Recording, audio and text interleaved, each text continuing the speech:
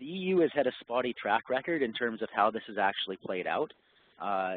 They have stuck with it, and I think it's actually starting to become more effective. But in the initial days, there was a flood of cheap credits into the EU market, which really undermined the effectiveness of their cap-and-trade system. Other problems with Kyoto in terms of its effectiveness are the same problems that you have with respect to many international laws and international protocols, and that's the elephant in the room. What are the consequences? So, for example, Canada has been stepping away from its obligations under the Kyoto Protocol, more sort of further and further away as time has progressed since our ratification of it. And if we ultimately don't meet our obligations under the Kyoto Protocol, what are the implications? And I think a lot of countries behave like there aren't. So the lack of teeth is certainly something that's a problem with the sort of the international carbon regime. In terms of the regional regulation of carbon credits, Stuart touched on this as well. There's instead of what countries are doing and what provinces are doing, some jurisdictions have linked together in an attempt to create a rational system for an area larger than a province or larger than a country. And an example of this is the Western Climate Initiative. In Canada, we have two types of members. We have participating members and we have observing members. The participating members are BC, Manitoba, Ontario, and Quebec. And the observing members are Saskatchewan, Nova Scotia, New Brunswick, and the Yukon. There's also 12 states in the western U.S. that are involved, most significantly probably California, and 6 Mexican provinces are also involved. A quick summary of what the WCI is trying to do is essentially all of these members are attempting to create a cap-and-trade program that sets greenhouse gas emissions limits and allows for the creation of tradable carbon offsets within sort of the geographical boundaries of each of the participants. Their cap-and-trade system really is an attempt to set a clear, mandatory, and enforceable limit on greenhouse gas emissions and then allow the market to identify the most cost-effective ways to achieve it. And they do this by creating tradable emissions allowances or permits that are distributed in an amount that equals to the total emissions permitted to that jurisdiction. So every province, when it comes time to implement WCI, every province that participates would be allocated a set amount of allowable emissions.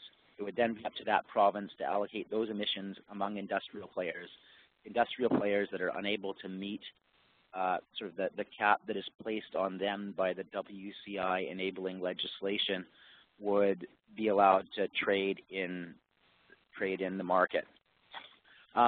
In terms of implementation of WCI, everybody had been pushing towards a 2012 start date, but that's really not the case. Just in April, less than a month ago, WCI gave a stakeholder presentation in Hollywood, and they reported that while California, Quebec, and BC are still working towards a 2012 start date, Ontario and Manitoba would join later. Our Minister of Environment, so the British Columbian Minister of Environment, later clarified to the Globe and Mail that that's not the case, and even BC's implementation target is subject to review, essentially because of some of the changes in government that we've experienced with new leadership in the sort of the Liberal Party that is currently the Premier, or the Liberal leader is currently the Premier, has changed.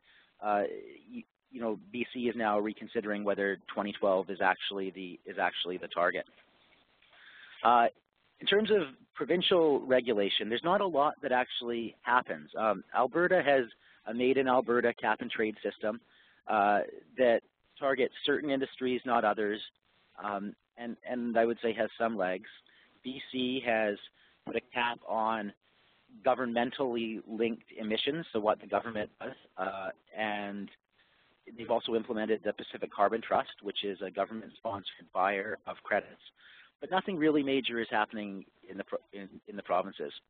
Federally, the Conservatives have ruled out a cap-and-trade system and a carbon tax. And now that they have a majority government, it's not clear what's left, but it's doubtful that we will see any meaningful climate change regulations at a federal level in the next 4 years. Similarly, the United States had a climate change bill which very silently died while there was the emergency in the Gulf of Mexico. So what does that leave us with? Well, it leaves us with some hope that the Western Climate Initiative will create a cap-and-trade system that effectively regulates carbon within its member jurisdictions. And the reason why I say hopefully is that at least a WCI-based program would create some rational limits for jurisdictions that subscribe to it and would have some teeth, unlike the Kyoto Protocol. It would have some teeth in the sense that each province that participates would create its own legislation that implements the WCI. But outside of that, really what carbon market's left with are the voluntary markets.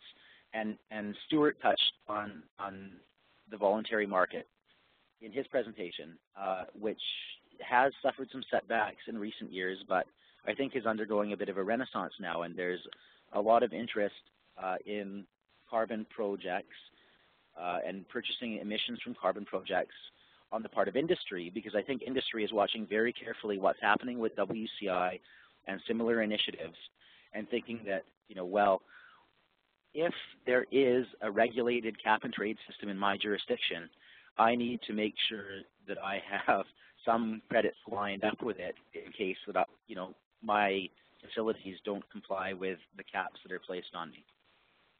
So that was just a quick overview of the regulatory regime, and I apologize for having a PowerPoint for it, but it was a short notice that I was asked to speak on it.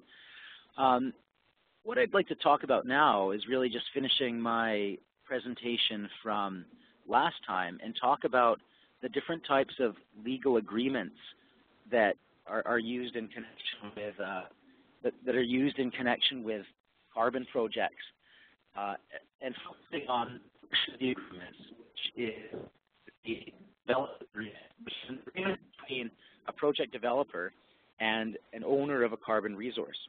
And when I say owner of a carbon resource, I'm really including First Nations, and the reason for this is based on my discussion from last week about some of the leverage that First Nations have when it comes to ownership of carbon by virtue of their Aboriginal rights and title and outstanding claims of Aboriginal interests and treaty rights.